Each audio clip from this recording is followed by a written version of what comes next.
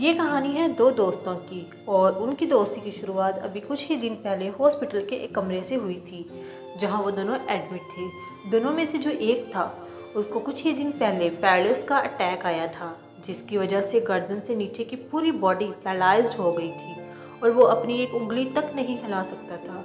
और पूरे दिन जो भी नर्स उसके पास आती वो उसको एक ही बात कहता कि मुझे कोई ऐसा इंजेक्शन दे दो जिससे मैं मर जाऊं, अब मैं और जीना नहीं चाहता, ऐसी ज़िंदगी का मैं क्या करूँगा। उस कमरे में उसका एक दोस्त था, क्योंकि वो चल फिर सकता था, तो रोज़ सुबह और रोज़ शाम वो उस कमरे की खिड़की के पास खड़ा हो जाता और अपने दोस्त को बताता कि उस खिड़की के बाहर क्या हो रहा है। बिल्कुल नीला आसमान है, सफ़ेद बादल है, हल्की हल्की हवा चल रही है और कुछ परिंदे उड़ रहे हैं। एक बहुत ही खूबसूरत बीच है जहाँ पर बच्चे मिट्टी से खेल रहे हैं। कुछ लोग हैं जो वहाँ बैठे हुए हैं, बस समंदर की लहरों को देख रहे हैं। कुछ लोग जॉगिंग कर रहे हैं, कुछ एक्सरसाइज कर रहे हैं, कोई पतंग उड़ा रहा है। वहाँ एक आइसक्रीम का स्टॉल है जहाँ पर कुछ लोग आइसक्रीम खा रहे हैं। सनसेट के टाइम पे जो पानी है वो पूरा गोल्डन हो जाता है और चमकने लगता है। तो शुरू में तो जब उसने वो सब कुछ बताना शुरू किया तो उसके दोस्त पर कुछ खास असर नहीं हुआ। फिर आहिस्ता आहिस्ता उसके अंदर जीने की चाह जागने लगी और वो सुबह का इंतज़ार करने लगा कि जल्दी से सुबह हो और आज मेरा दोस्त बताए कि आज यहाँ पर क्या हो रहा है। कुछ दिन तक ऐसे ही चलता रहा। फिर एक दिन जब वो सुबह उठा तो उसने देखा कि सामने वाला बेड खाली है।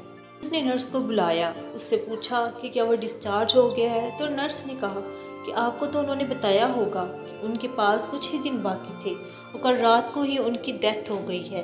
ये सुनकर उसके अंदर की उम्मीद पूरी तरह टूट गई, क्योंकि सिर्फ उसका दोस्त ही था जिसने उसको बाहर की दुनिया से जुड़ा हुआ था, जिसकी वजह से वो जान पाता था कि बाहर क्या हो रहा है और ये दुनिया कितनी खूबसूरत है।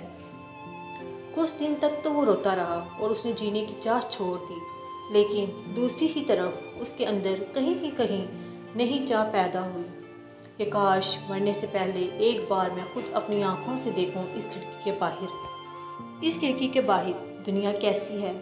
जैसे जैसे इसकी चाह बढ़ने लगी उसके अंदर एक अजीब सी एनर्जी पैदा होने लगी। फिर एक दिन उसने अपनी पूरी ताकत लगा दी और किसी तरीके से वो बेड से नीचे गिरा और पकड़ कर वो किसी तरह उस खिड़की तक पहुंचा। फिर वो उस खिड़की को पकड़कर खड़ा हुआ और खिड़की के बाहर देखने लगा, लेकिन खिड़की के बाहर देखते ही वो गुस्से से भर गया। उसने ज़ोर से नर्स को आवाज़ दी और जैसे ही नर्स आई उसने नर्स से पूछा कि ये तुमने क्या किया, खिड़की के बाहर काली दीवार क्यों खड़ी कर दी। तो नर्स को समझ नहीं आया कि वो क्या बोल रहा है। वो बोली कि मुझे 5 साल हो गए हैं जब से मैं आई हूँ, ये काली दीवार यहाँ पर है। तब जाकर उसको समझ आया कि उसका वो दोस्त उससे झूठ बोल रहा था और उसने नर्स से पूछा अगर ये काली दीवार पिछले 5 साल से यहाँ पर है तो मेरे दोस्त ने मुझसे झूठ क्यों बोला।